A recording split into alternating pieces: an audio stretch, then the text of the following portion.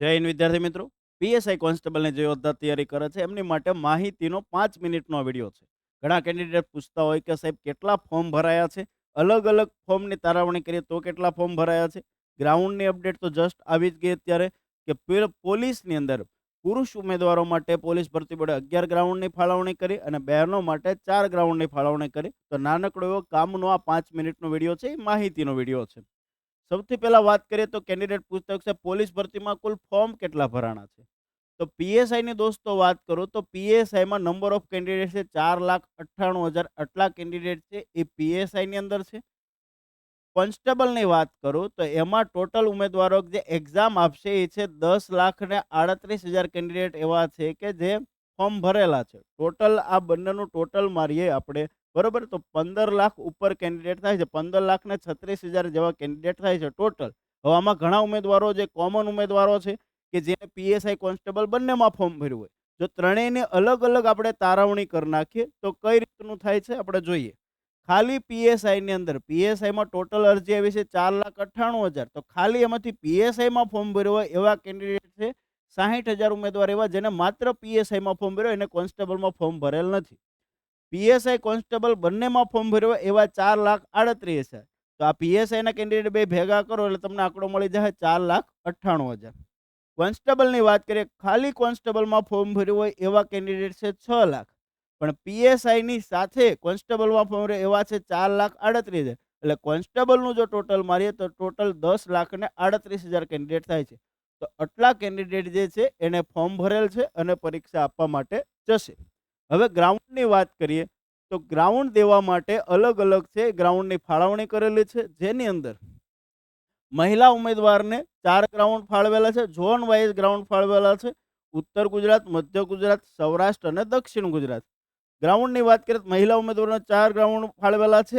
અમદાવાદ, ત્યારબાદ રાજકોટ જે સૌરાષ્ટ્ર ઝોનના બહેનો માટે, વડોદરાનો દક્ષિણને જેટલા બહેનો છે ત્યાં જશે. ગાંધીનગર ઉત્તર ગુજરાતના જેટલા બહેનો છે અને ગાંધીનગર ફાળવણી કરશે, અને મધ્ય ગુજરાતના જેટલા છે એમને અમદાવાદ. તો 4 સ્લોટ ફાળવેલા છે. એક્સ આર્મીમેનના કેન્ડિડેટ છે અને રાજકોટ ખાતે 28 અને 29 આ 2 દિવસ જે છે એક્સ આર્મીમેન જે છે એમના ગ્રાઉન્ડ છે એ ફાળવેલા છે. પુરુષ ઉમેદવારોની વાત કરીએ તો 11 ગ્રાઉન્ડ ફાળવેલા છે. બહેનોનું જે ગ્રાઉન્ડ છે એ પ્રોપર 400 મીટરનું છે, કારણ કે એને 1600 મીટર જ દોડવાનું છે, તો એને 4 રાઉન્ડ મારવાના. ભાઈઓને વાત કરીએ તો બાકીના જેટલા ગ્રાઉન્ડ 15માંથી જે ગ્રાઉન્ડ વધ્યા છે બધા ગ્રાઉન્ડ ભાઈઓ માટે ફાળવેલા છે. અહીંયા જુનાગઢ, અમદાવાદ, ગોધરા, નડિયાદ, ગોંડલ, વાવ, સુરત, ખેડા, મહેસાણા, હિંમતનગર, ભરૂચ અને જામનગર.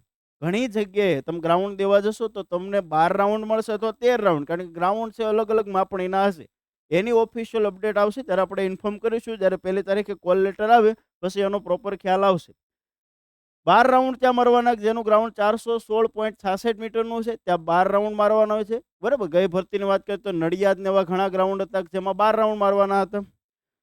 13 રાઉન્ડ જે મારવાના છે એનું ગ્રાઉન્ડ 384.61 મીટરનું છે, જ્યાં 13 રાઉન્ડ મારવાનું થશે. તો ભાઈઓ માટે આ ટોટલ 11 ગ્રાઉન્ડ ફાળવ્યા છે અને બહેનો માટે જે છે એ ટોટલ છે એ 4 ગ્રાઉન્ડ ફાળવેલા છે. અને તમારી ગ્રાઉન્ડ ટેસ્ટ છે એ 8/1 થી શરૂ થશે, 8/1 થી 1/3, બરોબર.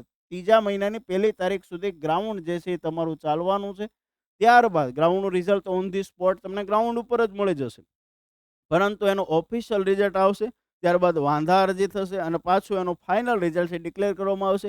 ત્યાર પછી લેખિતનું આયોજન છે થવાનું છે.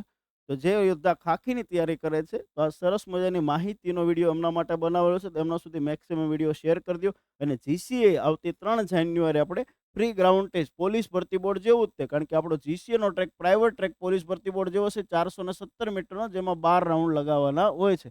તો 3 જાન્યુઆરીનો રોજ ફ્રી ઓફ કોસ્ટ આપણે ગ્રાઉન્ડ ટેસ્ટનું આયોજન કર્યું છે. આ નંબર ઉપર કોલ કરી અને રજીસ્ટ્રેશન કરાવી દેજો. વિના મૂલ્યે છે, ફ્રી ઓફ કોસ્ટ છે. ગુજરાતનો હરેક યોદ્ધા લાભ લઈ શકે એમના માટે છે. વિડીયો ગમ્યો હોય તો લાઈક કરી દેજો, ફોલો કરજો ઇન્સ્ટાગ્રામ ઉપર જીસીએ સુરતને. મળતા રહીશું આ વિડીયો સાથે. જય હિન્દ, જય ભારત.